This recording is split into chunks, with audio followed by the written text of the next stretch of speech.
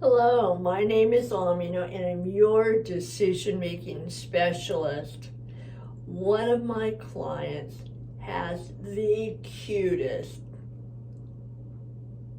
I'm sure if you have children, yours are cuter than hers. Right now, they're the cutest. And they are less than a year apart, and they are just charming, at least to me, because I don't live with them 24/7. From her, maybe a few hours, a few minutes are not so real precious. Anyway, what she said was that she had learned a valuable lesson about assumptions. And what had happened is the oldest little boy loves to talk, very articulate. As she puts it, he started babbling as soon as he got out of the womb. The second little boy, not so much. He's kind of quiet, a little more introverted. So the oldest one talks for the youngest one. And so she walked into the room the other day, and the oldest one said, "Mommy, he wants to have some juice." And she knew that the youngest one, Harry, didn't talk so much, and that Jeremy did, so she said, "Jeremy, did Harry tell you that's what he wanted?" And Jeremy said, "Yes, Mom, he did." And I said, "Okay." She said, "Okay." And she said she went to the refrigerator and she got some juice and she put them in a little cup for Harry. And he shook his head and he pushed it away. And she looked at Jeremy and she said, "Well, I thought he said to you that he wanted juice." And Harry said he did. And then she got an idea and she said, "Jeremy, did Harry say that out loud?" And Jeremy said, "Oh, he doesn't have to say anything. I know what he wants." And she said, "Well, he doesn't seem," and this had happened several times, "he doesn't seem to want the juice." And Jeremy said, "Well, I know that's what he wants." And so she asked him again, "Did Harry say it out loud to you?" And Jeremy again said, "No, Mommy, he doesn't have to talk because I know what he wants." And so this is an ongoing thing for them.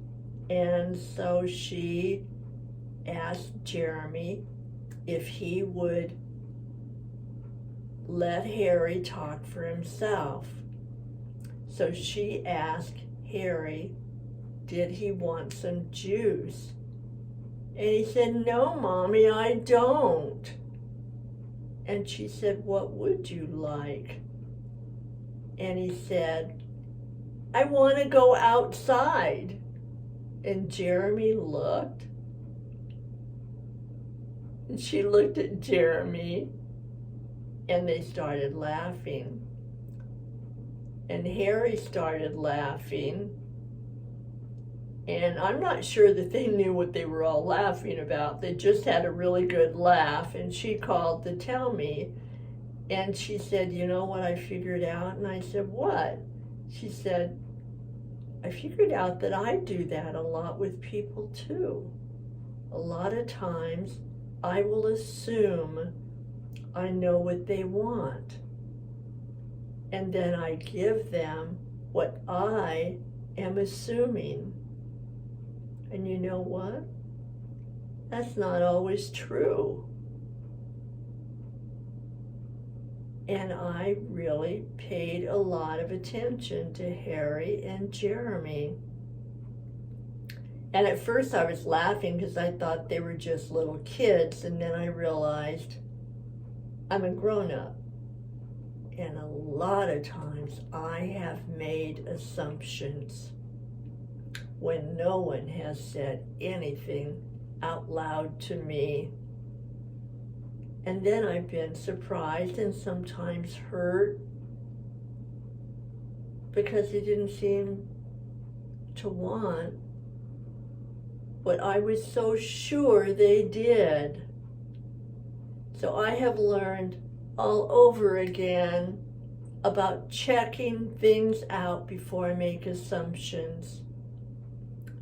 And that what I believe somebody wants or needs is not necessarily what they want. I'm a little embarrassed, and I'm glad I figured it out.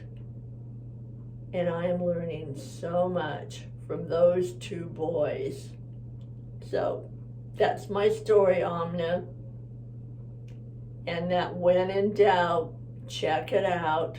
And I've added a caveat to that. And I said, what is it? She said, always assume that I could not know what somebody wants and to check it out before I automatically do it or give it to them. All right. So that's the little message. And I'm raising my hand because I've certainly done that too. What about you? Check and see if they really want juice or if they just want to go outside. That's important. All right, take care, come back. You are important. Say it out loud so that people know what you want, so that they don't give you juice when you want to go outside. All right, thanks. Come back. I will be here. And meanwhile, as always, bye for now.